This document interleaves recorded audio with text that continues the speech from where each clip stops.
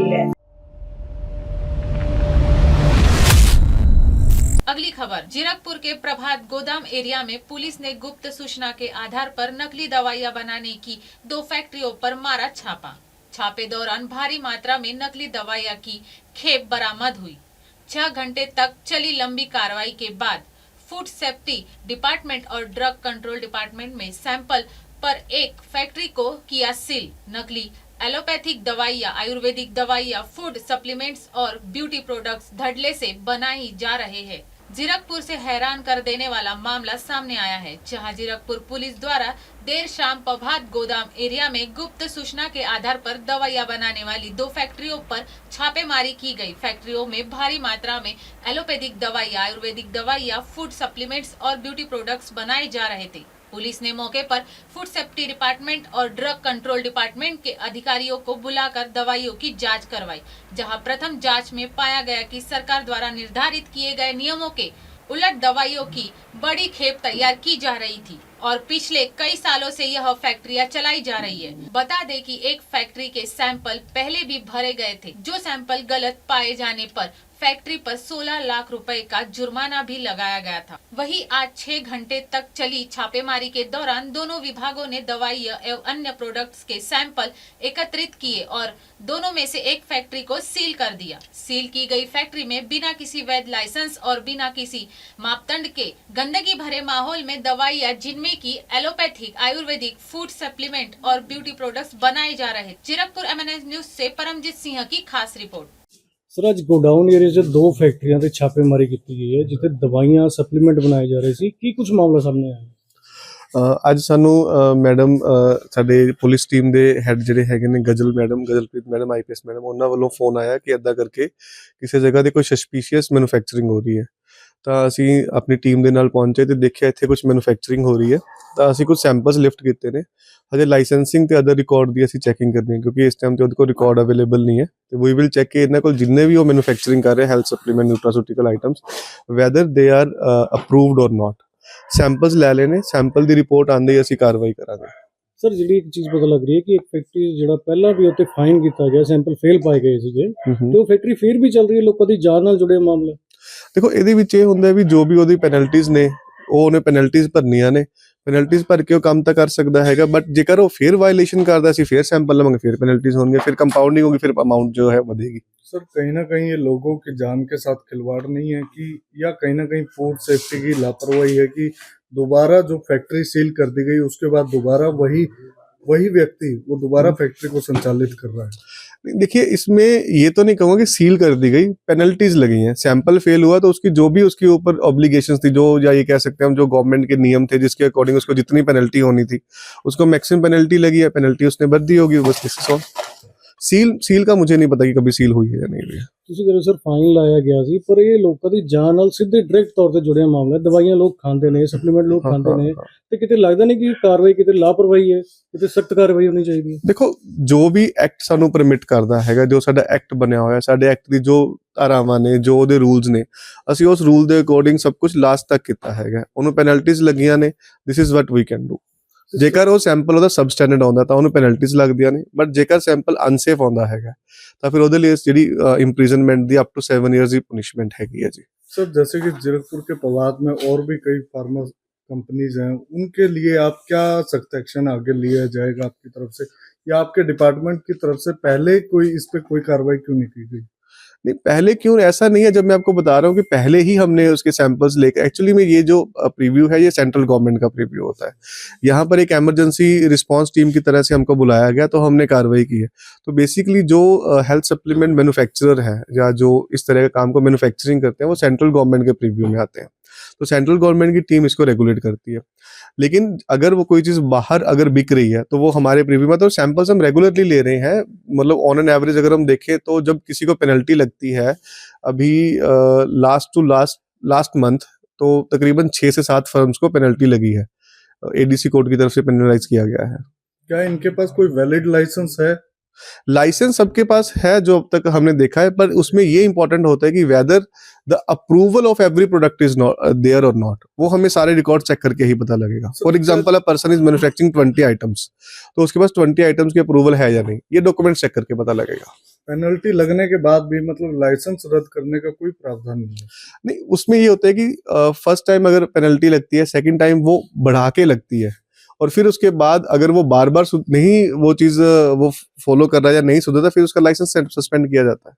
Sir ਇੱਥੇ ਜਿਹੜੀ factory ਛਾਪੇਮਾਰੀ ਕੀਤੀ ਕਿਹੜੀ ਦਵਾਈਆਂ ਮਿਲੀਆਂ ਐਲੋਪੈਥਿਕ ਆਯੁਰਵੈਦਿਕ ਕਿਹੜੀ ਚੀਜ਼ਾਂ ਮਿਲੀਆਂ ਇੱਥੇ? ਦੇਖੋ ਪ੍ਰਾਈਮਾ ਫੇਸੀਆ ਤਾਂ ਇੱਥੇ ਆਯੁਰਵੈਦਿਕ ਤੇ ਫੂਡ ਆਈਟਮਸ ਮਿਲੀਆਂ ਨੇ, ਫੂਡ ਸਪਲੀਮੈਂਟਸ ਮਿਲੇ ਨੇ, ਤੇ ਅਸੀਂ ਫੂਡ ਸਪਲੀਮੈਂਟ ਦੇ ਜੋ ਸੈਂਪਲਸ ਹੈਗੇ ਉਹ ਲਿਫਟ ਕਰ ਲਏ ਆ, ਠੀਕ ਹੈ। ਤੇ ਜੋ ਆਯੁਰਵੈਦਿਕ ਦਾ ਜੋ ਡਿਪਾਰਟਮੈਂਟ ਹੈ ਉਹ ਸਾਡੇ ਨਾਲ ਨੇ ਮੈਡਮ, ਤੇ ਜੋ ਇਹਨਾਂ ਦੀ ਕਾਰਵਾਈ ਹੋਗੀ ਉਹ ਇਹ ਕਰਨਗੇ। We are taking the samples, we are lifting it and we are sending it to the laboratory as soon as possible. ਤੇ ਸਰ ਸੈਂਪਲਿੰਗ ਲੈ ਲਈ ਗਈ ਹੈ ਤੇ ਇਹਨੂੰ ਫੈਕਟਰੀ ਨੂੰ ਸੀਲ ਕੀਤਾ ਜਾਏਗਾ ਇਹਨਾਂ ਨੇ? From food department नहीं, we will do after the report of the samples. Ma'am ਅਸੀਂ ਦੇਖ ਪਾ ਰਹੇ ਹਾਂ ਲਗਾਤਾਰ ਗੋਡਾਊਨ ਏਰੀਆ 'ਚ ਪ੍ਰਭਾਤ 'ਚ ਛਾਪੇਮਾਰੀ ਕੀਤੀ ਜਾ ਰਹੀ ਹੈ। ਅੱਜ ਫਿਰ 2 ਫੈਕਟਰੀਆਂ 'ਚ ਛਾਪੇਮਾਰੀ ਕੀਤੀ ਗਈ, ਕੀ ਕੁਝ ਸਾਹਮਣੇ ਆਇਆ? ਸਾਨੂੰ ਇਨਫੋਰਮੇਸ਼ਨ ਮਿਲੀ ਸੀਗੀ ਕਿ ਇਸ ਪਾਰਟਿਕੂਲਰ ਜਗ੍ਹਾ ਦੇ ਵਿੱਚ ਕੁਝ ਇਲੀਗਲ ਮੈਡੀਸਿਨਸ ਦੀ ਮੈਨੂਫੈਕਚਰਿੰਗ ਚੱਲ ਰਹੀ ਹੈ, ਤੇ ਅਸੀਂ ਆਪਣੀ ਰੇਡ ਕੰਡਕਟ ਕੀਤੀ। ਮੀਨਵਾਈਲ ਸਾਨੂੰ ਇੱਥੇ ਆ ਕੇ ਲੱਗਿਆ ਕਿ ਬਿਕੋਜ਼ ਇੱਥੇ ਕੁਝ ਪਲਾਂਟਸ ਵੀ ਸੈਟਅਪ ਕੀਤੇ ਹੋਏ ਆ, ਤੁਸੀਂ ਦੇਖ ਸਕਦੇ ਹੋ, ਤੁਸੀਂ ਆਪਣੇ ਵਿਊਅਰਸ ਨੂੰ ਦਿਖਾਇਓ ਵੀ ਜ਼ਰੂਰ। ਇੱਥੇ ਕਾਫੀ ਮਸ਼ੀਨਸ ਲੱਗੀਆਂ ਹੋਈਆਂ ਵਿਚ ਆਰ ਮੈਨੂਫੈਕਚਰਿੰਗ ਆਇਲ, ਸਿਰਪਸ, ਤੇ ਇੱਥੇ ਪੈਕੇਜਿੰਗ ਵੀ ਪ੍ਰੋਪਰ ਹੈਗੀ ਹੈ, ਪੂਰੇ ਲੇਬਲਸ ਲੰਦੇ ਹੈ, ਐਂਡ ਈਵਨ ਖੁੱਲੀ ਮੈਡੀਸਿਨਸ ਹੈ। ਦ ਪੁਆਇੰਟ ਇਜ਼ ਕਿ ਇੱਥੇ ਅਗਰ ਖੁੱਲੀ ਮੈਡੀਸਿਨਸ ਡਰਮਸ ਦੇ ਵਿੱਚ ਪਈ ਹੈ, it has no expiry date with it, but ਜਦੋਂ ਇਹ ਬ੍ਰਾਂਡਿੰਗ ਕਰਦੇ ਆ ਉਸ ਚੀਜ਼ਾਂ ਦੀ ਤਾਂ ਉਹਦੇ ਤੇ ਪ੍ਰੋਪਰ ਆਪਣੇ ਵੱਲੋਂ ਹੀ ਉਹਦੇ ਐਕਸਪਾਇਰੀ ਡੇਟ ਔਰ ਮੈਨੂਫੈਕਚਰਿੰਗ ਡੇਟਸ ਲਿਖੀਆਂ ਜਾਂਦੀਆਂ। ਇਹ ਮੁੱਢਲੀ ਅਸੀਂ ਕਾਰਵਾਈ ਅਸੀਂ ਜਿੰਨੀ ਵੀ ਦੇਖਿਆ ਉਹ ਤੋਂ ਇਹ ਸਾਹਮਣੇ ਆਇਆ। ਔਨ ਦਾ ਸਪੌਟ ਫਿਰ ਅਸੀਂ ਜਿਹੜੇ ਅਥਾਰਟੀਜ਼ ਹੈਗੀਆਂ ਰਿਸਪੈਕਟਿਵ ਉਹਨਾਂ ਨੂੰ ਬੁਲਾਇਆ, ਜੋ ਕਿ ਹੈਗੇ ਆਪਣੇ district Ayurvedic officer and FSSAI ਤੋਂ ਇਹਨਾਂ ਦੇ ਫੂਡ ਸਪਲਾਈ ਆਫਿਸਰਸ ਆਏ, ਉਹਨਾਂ ਨੇ ਪ੍ਰੋਪਰ ਦੇਖਿਆ। ਜੋ ਡਿਸਟ੍ਰਿਕਟ ਆਪਣੇ ਡਿਸਟ੍ਰਿਕਟ ਆਯੁਰਵੈਦਿਕ ਆਫਿਸਰ ਹੈ, ਉਹਨਾਂ ਦੀ ਜਦੋਂ ਫਾਰਮੂਲੇਸ਼ਨ ਸੀਗੀਆਂ ਉਹ ਅਪਰੂਵਡ ਵੀ ਨਹੀਂ ਸੀਗੀਆਂ, ਪਲੱਸ ਲਾਇਸੈਂਸਿੰਗ ਦੀ ਰਿਕੁਆਇਰਮੈਂਟਸ ਮੀਟ ਨਹੀਂ ਹੋ ਰਹੀਆਂ, ਤਾਂ ਡੈਫੀਨੇਟਲੀ ਇਹ ਸਸਪੀਸ਼ੀਅਸ ਹੈਗਾ ਹੀ ਹੈ, ਤੇ ਉਹ ਸਾਨੂੰ ਕੰਪਲੇਂਟ ਦੇਣਗੇ। ਮੀਨਵਾਈਲ ਅਸੀਂ ਬਣਦੀ ਕਾਰਵਾਈ ਕਰਾਂਗੇ। ਫਿਲਹਾਲ ਉਹਨਾਂ ਵੱਲੋਂ ਹੀ ਇਹ ਕੰਪਲੈਕਸ ਨੂੰ ਸੀਲ ਕੀਤਾ ਜਾ ਰਿਹਾ।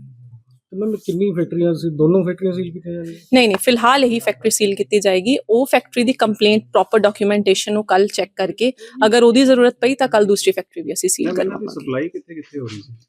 ਬੇਸਿਕਲੀ ਉਹ ਸਾਰਾ ਹੁਣ ਇਨਵੈਸਟੀਗੇਸ਼ਨ ਦਾ ਮੈਟਰ ਹੈ। Once we'll get the complaint from the authority, we'll get the FIR register, and also ਫਿਰ ਉਸ ਤੋਂ ਬਾਅਦ ਇਨਵੈਸਟੀਗੇਸ਼ਨ ਕਰਾਂਗੇ ਕਿ ਇਹਦੀ ਚੇਨ ਬੈਕਵਰਡ ਫਾਰਵਰਡ ਲਿੰਕੇजेस ਕਿੱਥੇ ਤੱਕ ਬਣ ਰਹੇ ਹਨ, ਕਿੱਥੋਂ ਇਹ ਮੈਡੀਸਿਨਸ ਪ੍ਰੋਕਿਓਰ ਕੀਤੀਆਂ ਜਾ ਰਹੀਆਂ ਸੀ। ਬਿਕੋਜ਼ ਜਿੰਨੇ ਇਹਨਾਂ ਨੇ ਪੁੱਛਿਆ ਹੈ questions, they were unable to answer. He was saying ਕਿ ਕੋਈ ਦਿੱਲੀ ਤੋਂ ਆ ਰਹੀ ਹੈ, ਬਟ ਕੋਈ ਪਾਰਟਿਕੂਲਰ ਬਿਲਸ ਨਹੀਂ ਪ੍ਰੋਡਿਊਸ ਕੀਤੇ ਗਏ, ਕੋਈ ਪ੍ਰੋਪਰ ਰॉ ਮਟੀਰੀਅਲਸ ਦੇ ਸੋਰਸ ਕਿਹੜੇ ਹੈ, ਕੁਝ ਇਹਨਾਂ ਕੋਲ ਇਨਫੋਰਮੇਸ਼ਨ ਨਹੀਂ ਸੀ।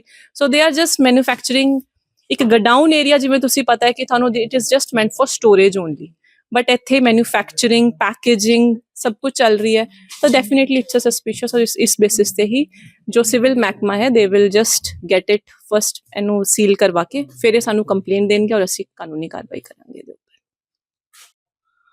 ਅੱਜ ਮਿਤੀ 15 ਜਨਵਰੀ ਨੂੰ 2026 ਨੂੰ ਮੈਨੂੰ ਨੀਅਰ 6:30 ਦੇ ਕਰੀਬ ਫੋਨ ਕਾਲ ਆਈ ਮੈਮ IPS ਆਫਿਸ ਗਜ਼ਲਪ੍ਰੀਤ ਮੈਮ ਤੋਂ ਕਿ ਤੁਹਾਡੀ ਇੱਥੇ ਕੋਈ ਸਸਪੀਸ਼ੀਅਸ ਮੈਡੀਸਿਨਸ ਬਣ ਰਹੀਆਂ ਹਨ। ਅਤੇ ਮੈਂ ਇੰਸਟੈਂਟ ਹੀ ਅਸੀਂ ਆਪਣੇ ਸਟਾਫ ਨੂੰ ਅਲਰਟ ਕੀਤਾ, ਔਰ ਅਸੀਂ ਆਪਣੇ ਸਟਾਫ ਨੂੰ ਮੈਂ ਪਹਿਲੇ ਇਨਫੋਰਮ ਕੀਤਾ, ਔਰ ਥੋੜ੍ਹੀ ਦੇਰ ਬਾਅਦ ਮੈਂ ਵੀ ਇੱਥੇ ਪਹੁੰਚ ਗਈ। ਅਤੇ ਸਾਨੂੰ ਇੱਥੇ ਇੰਸਪੈਕਸ਼ਨ ਇੱਕ ਰਿਨੋਸਟ ਕੇਅਰ ਨਾਮ ਦੀ ਫਰਮ ਹੈਗੀ ਹੈ, ਜਿਸ ਦੀ ਕੰਪਲੇਂਟ ਆਈ ਸੀਗੀ, ਅਤੇ ਅਸੀਂ ਇੱਥੇ ਕਾਫੀ ਕੁਛ ਫਰਮ ਨੂੰ ਵਿਜ਼ਿਟ ਕਰਕੇ ਦੇਖਿਆ ਕਿ ਇੱਥੇ ਕੁਛ ਸਸਪੀਸ਼ੀਅਸ ਹੋ ਰਿਹਾ ਹੈ।